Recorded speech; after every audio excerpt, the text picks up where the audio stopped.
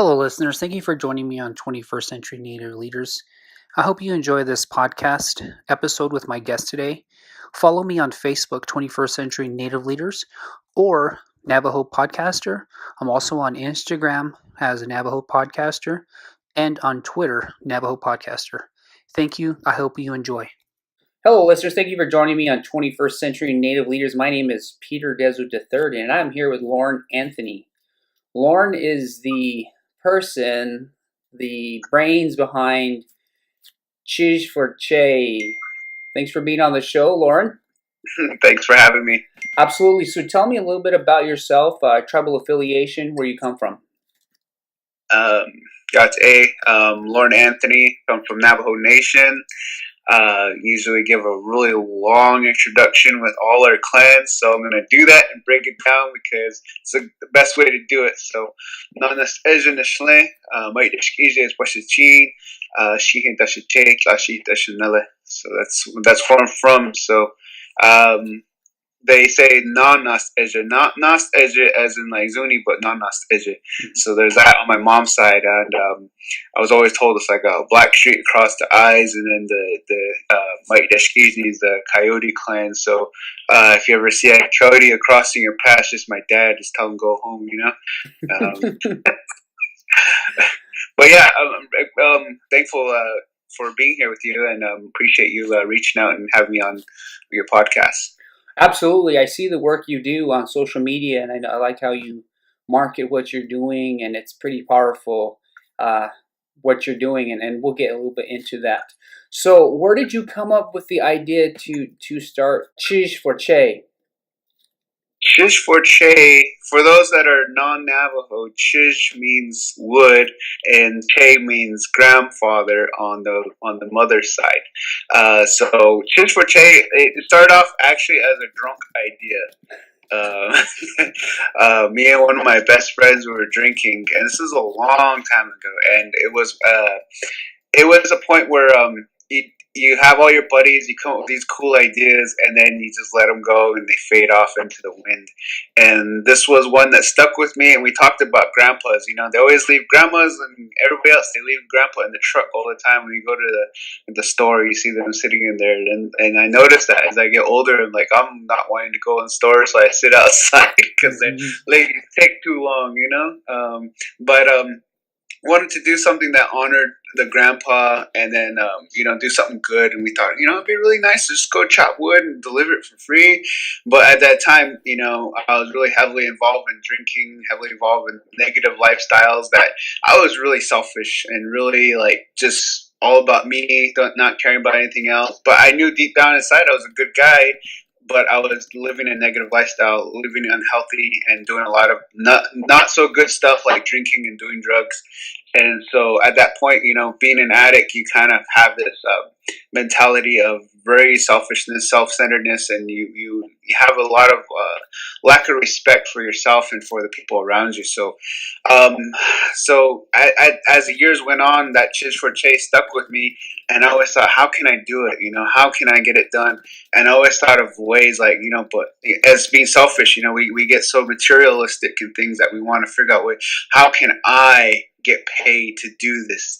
And so, it was always that I, me. And I talked to a lot of kids, a lot of communities, a lot of corporations, businesses, and individuals and groups about that. The I, me gets you nowhere. So I really had to really humble myself and come to terms with where I am in life, and start working on myself. And that's what really came down to starting Chizh for Cheii. Was I was working through my recovery, working through sobriety.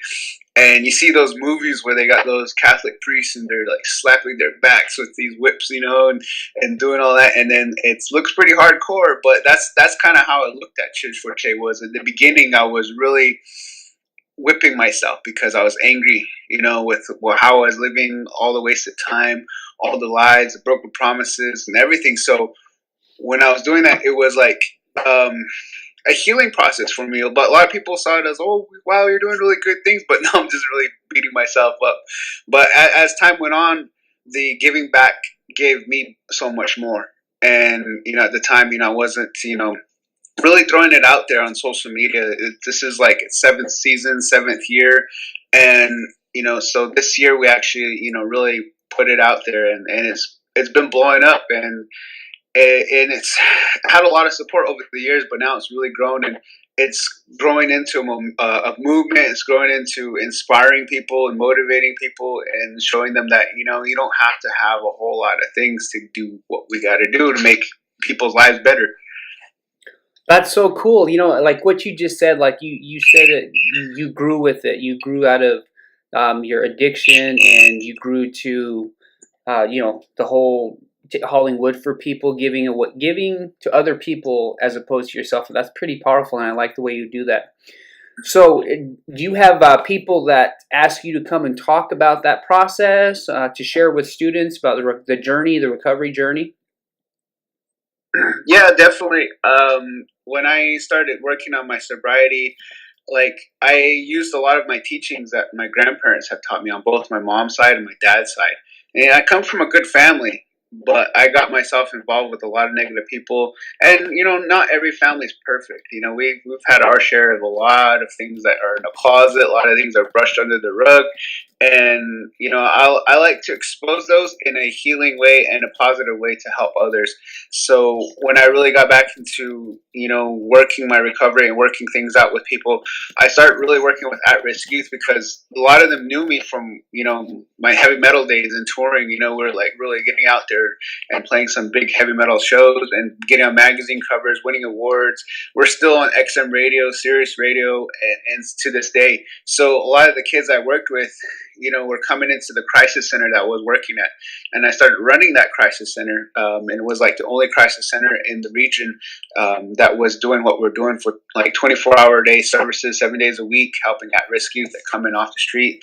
And it was basically a detox for kids, 12 to 18. So I would intervene with them, and I can relate to them, and they knew that because kids, they can tell if you're not being truthful with them, or you're trying to buy their affection, or buy in something. So with me, it was like I was always being real with them, always just straightforward, and then also not judging, and not putting that pressure, because I remembered all of that. And even growing up as an adult and then trying to recover, I also knew that still was there. As adults, we judge each other, we have all this placement. So I really, when I worked with kids, was producing this as far as like, how can you get ahead in life right now, and who can help you. And so I became one of those resources for them, and then from there it really spawned out to other things, working with adult addicts, running a hospital, being a director of a 90-day treatment program. And so things just kind of fell into place as I moved along, and it's always been about helping people. And I really feel like our creator, our divine intervention has come into place to where everything has been aligned. And like you and I right now, we're having this discussion, but this wouldn't have happened unless we didn't go through the things we went through in our lives. So those that are listening right now, same goes for them. Everything that they've gone through, we've gone through, has led us to this point right here, right now. So the message is always clear. The message is always here. What you see, what you feel, what you understand is for that individual and that purpose. That's so cool. I like the way you said that. So, how did you decide? Okay, well, at what point were you like that was your passion, just to help people? It's always been that way. Like ever since I was a kid, I've had cousins, I had friends that were going through some hard times, and it was a learning process, because some stuff was really heavy. Like I didn't know who to talk to as a kid when someone else would tell me all their problems, and it's been like that my whole life. I have this sign on my head that's on my forehead. It says, "Tell me all your problems," and it's just years of practice that I've been able to been blessed with the gift for people to be able to speak with me, and for me to have the right advice at the right time. On top of that, I don't know everything. People say, "Oh, you're so full of wisdom," and it's not that. It's just I've been through a lot of bad times, and I've been through a lot of experiences and trials and errors, and I haven't given up, because I always have faith that things are going to work out. And that's the biggest part of my life, is like, no matter the circumstances, I always was optimistic about things, that things are going to work out, things are going to make their way, and just keep going and keep believing, and even if it just seems like you're scraping the barrel sometimes, but sometimes you just gotta maybe break through that barrel and and see what's beyond that. That's so true. I like that too. That's the thing. Like whenever you read like motivational books or listen to people talk about motivation, it's like the people that have the most wisdom about stuff have been people that have failed the most, that have been in, that have hit rock bottom and have like brought themselves back up. And I think that's pretty powerful that you talk about that and that you recognize that. So when you mentioned earlier that you like meet with people and businesses and stuff like that to, get them to donate or, I don't know, chainsaw or any of those tools. But what's your elevator speech whenever you talk with them? What's your pitch? The elevator pitch. Oh my gosh. It's different each time. Really, it is, because you have people that don't understand what Chizh for Cheii is about, and it's like letting people know right away what it's about.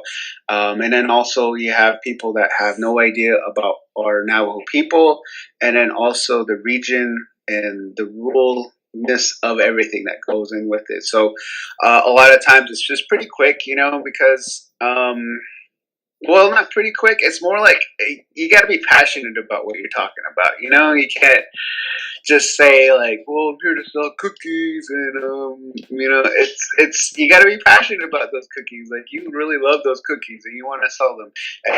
But and when I tell people like, I'm not. Some people sell cars. I sell sobriety. I sell hope, I sell faith, and it's like, and I sell healing. And, when people donate, to Chizh for Cheii, it's really healing in a lot of ways, not only for the person that's doing it, because a lot of our relatives, a lot of our people are not living on the reservation anymore. They're living in the bigger cities, or living on border towns, trying to make a living, trying to survive, trying to make ends meet. And a lot of times they can't go home. So a lot of times people shame other people and say, "Well, you're living out in the city, whatever, being a big dog and all that stuff, but you're not coming home and helping." But in this end, it's like if you donate, you're helping. You're being a part of this because it's still a healing process. But the elevator pitch, it's just passion. Really, you have to be passionate about what you're talking about, and I really feel that's top key to it all. And just being quick, I tell people it's just that Chizh for Cheii is a free wood hauling service for at risk. That's important, at risk, because I can't say every elder out there because everybody comes knocking, and that's really important to make sure that you say what's the key points and things. But Chizh for Cheii provides 80 woods for 80 families, and with that, it's a done deal. We're already past our limit, but I'm so driven that last year we did 165 loads, and I tell people this, and I really want to beat that this year. I really want to be at 165 loads for 165 families. And when people tell me, why do they need wood? And it's like, well, our people, they choose. Our elders are hardcore. They're resilient, and they choose to live this lifestyle of no water, no electricity, and no gas and whatnot. And I personally would rather live that way. When I become an old, strong, tough Cheii who can deadlift 405, I'm gonna live in a nice hogan with no nothing, and be happy with that. And that's how our ancestors and our relatives and our people today are that way. So when they understand that, but they don't have those people that are there that need that, that need to be home to help. So therefore, we step in, and people that help us and sponsor us, step in. Because a lot of times I'm by myself, and I don't say I'm by myself because I have supporters, I have people that are there with me, and they're not there physically, but they're there, everything else, because the encouragement goes a long way. That's awesome. So then you talked about selecting 80 people or 160. How do you select people, your elders that are going to get the Chizh or wood? When I was doing the youth crisis center, a lot of times when the kids get cleaned and sobered up, and they weren't in school, and I would find out why they weren't in school, or maybe they were in school but they just needed more encouragement. I would do like a lot of home visits, and this was out in McKinley County in Gallup. And McKinley County is about the size of Delaware and Connecticut put together. That's how huge that county is. So you're dealing with a couple of pueblos, you're dealing with Navajo Nation and part of Zuni within that. So you have different tribal affiliations in that small county compared to the state of New Mexico. And so within those home visits, I was mentally taking notes, here and there. And as I was working my progress and my sobriety, I started slowly taking care of these people. And as time built on, I started realizing the needs for things as well, and started connecting with the chapter, started connecting with people that worked in the CHRs, people that were connected with social services, because I worked with a lot of juveniles and a lot of families with like the Children, Youth, and Family Department of New Mexico, and understanding the needs on that end as well, and seeing what can be done. Like if there was something that could be done right away, then we'll do it. But if there's things that needed some time and some effort, then we'll slowly work on that and try to strategize on making that happen. So over the years, it's just been kind of a mental note thing. But now it's like we got referral bases where we're working on just high risk elders, because a lot of elders, everybody needs wood. They do, and I wish we really could help out everybody, but really should. Our focus and time and energy needs to be on the high risk, because it's a lot of work. It really is, and I encourage people to come on out with us, experience the giving back, experience the hard work, experience the physical portion of that, because a lot of us are missing that aspect of our life of physically moving things, physically touching something, physically changing something. I mean, most people, don't even fix their beds, and they don't see that physical connection with that, getting up in the morning, fixing their bed, and then carrying on with their life. It's like, boom, right away they accomplish something at the beginning of the day, and then next thing you know, they, create that momentum. So when you go out and join us for wood hauling, you get to experience the time that it takes, just in travel, and just in preparing the wood, because all of it's like it's self-care, and it's self-care for our elders as well. It's just not any old wood. There's a purpose to all of it too as well, and there's a preference on it as well. Some of these elders, really love that oak because it burns hot, Mm-hmm.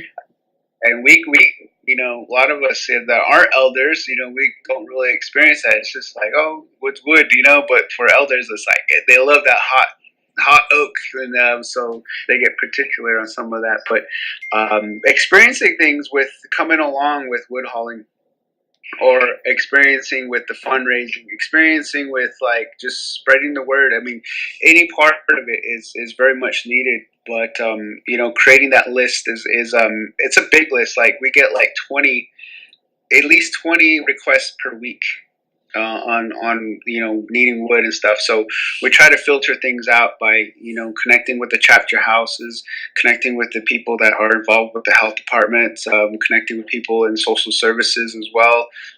Because it's not only wood that we're doing now; we're also providing clothes, blankets, hygiene products, food. So these are things that are happening, and it's all networking. Finding people that have the same passion, the same willingness to help out, and that's what really drives this whole effort. Wow, that's powerful. It sounds like it's an amazing network. So my next question is, are there buddies that help you, or do people help volunteer? How many are in your crew? Right now, we have a solid 5 that are consistent. But it's never like a set in stone, like you're with us for life. Because we do have people that join in maybe for a weekend or even a day or a couple hours. We've had people do back to back, day after day with us, and like for me it's always all the time. So whoever can come, it's good. And if it's your first time, it's usually more of an introduction area. But if you've been around with us for a while, then you kind of get the hang of things. Just like any other, volunteer stuff or job site stuff or anything you're dealing with, you get to make new friends and make those connections. And it's a positive environment. And I really like to work with addicts, getting them involved in this, because a portion that I do with, like, that's within this is called Bringing Back the Warriors. It's where, a lot of individuals that are coming out of treatment, helping them stay sober by providing a clean, safe work environment, something that maybe they have community service hours, with the court system. So they'll do community service with us, so I carry a breathalyzer with me, making sure, keeping accountability with them and making sure I talk with them, because all in all, it's like that self-encouragement and keeping accountability on things. So people that come out for that type of stuff, I love to do that, because I've been there and I understand that. And, to bring back the warriors is like, you messed up your family so many times. You lied to them, you stole from them, you cheated on them, and I'm exactly the same, So with that, like, I understand that, and I understand the guilt and the shame that you can feel. So for you to, like, say, okay, well, we're going to help these elders today, but on the side, we're going to get another load, and we're going to take it to your family, and we're going to just deliver it to them. And a lot of them don't know how to act about that. A lot of them never had that before, and then they deliver it, and we take no credit. We say, this is this guy or this girl. We're helping them, for to bring this to you guys. So the family's like upset with them, because last time they saw them, someone got their eye punched out, or they wrecked a ride, or something bad happened, and or they went to treatment, and just different things happened that were bad. So to flip the script and deliver wood to that family, it's like, okay, I was mad at you, but you brought us wood. Now, I don't know what to think, because so we plant seeds everywhere. I love planting seeds in people's minds, and just going back again and watering them and growing them again. So people that volunteer or help out, I always tell them, if you help out once, you're a part of this. You're a part of this Chizh for Cheii. Even if it was for a couple hours, you are a part of this. So we don't directly have, say, like, we have just 2 or 3 people. I mean, there's a lot of people that have been helping out, and it couldn't have been possible without them, because there's a lot of times where I've been out there by myself a majority of the time, but when the people do come out, it's so helpful. It motivates me more when people come, because I may be tired. It's long days, from like 4 in the morning to midnight sometimes. And so, to be able to have someone there to, because when you're teaching, you still feel like you get a second wind to help somebody out, or help you do your work. You stay focused, and so it's kind of like a good pressure. You want to keep up with them and show them that you can. This is you. I'm awesome. I'm going to do it all the way. So it's almost like having a lifting partner, huh? Yeah, exactly. It's like a spotter. Exactly. Yeah. That's so cool. So how did you build a large social media following? Did it just happen by the work you're doing? Well, people stay up late, like whatever they're doing, they stay up late. I'm pretty sure everybody's done it. You stay up late, and then all of a sudden, all the good channels are not showing any good shows anymore, and you see those infomercials pop up on the TV screen, and the infomercial says, well, you can lose so much weight, or you can better your life, blah, blah, blah, and this was me 6 months ago. We see a lot of that on TV as Native people, Indigenous people everywhere. We see that, and we understand the poverty we come from. We understand the depression we come from. We understand the family trauma, all the historical trauma, all of that that's going on, and the issues that we're facing, external and internal. So with that, like, we never really have anybody that's local, nobody that people can really relate to. Mm-hmm. And so with me, my life's been an open book for a long time, being in the public eye, being Mr. Heavy Metal rock star and doing drugs and all that other stuff. It's that negative lifestyle, and then gaining a lot of weight. I was almost 300 pounds by the time I decided to get, back into, trying to get in shape. So people saw me get sober, they saw me get in shape, they saw me, changing things around. So they saw the transition, and people have just been a part of the ride only because I let them in. I really wanted to show that. And so there's been ups and downs, a lot of like good times, a lot of bad times. But all in all, it's keeping that connection. And a lot of the stuff that I post, people find very inspiring, but a lot of times they're really words for me. A lot of times, to keep myself in check, to keep myself in accountability, and a lot of us are losing that accountability where we say something and we don't do it. So for me, I know that with the following that I'm gaining, every week, it's like I got to maintain, who I am as well, and keep myself in check with the things I'm doing, the things I'm saying, and how I'm representing myself as that. And because I have a lot of kids all over the place that really look up to me, and I have a lot of elders who are respected and want to just for me to do good. I lost my grandparents, so this is another reason why I do it, because I honor them in that way, and I steal other people's elders and say, hey, this is my grandma now. I'm gonna come by and keep helping. But I really, this whole social media thing has just been over years of just being real, and being open about things, and because like if you go way back, in some of these stories or some of the posts, you'll see some of that negative stuff in there. I left it there. I want people to go back and look at those things, and sometimes you get those reminders, that pop up like 4 years ago you were doing this, 10 years true. ago you were doing this, and sometimes it's good, sometimes it's bad. Sometimes we'll get reminded of things that that hurt us, or things that we were hurting somebody else, and so it's taking those moments and learning from them and growing from them, and that's what I really want to show people out there, that I'm just a simple person.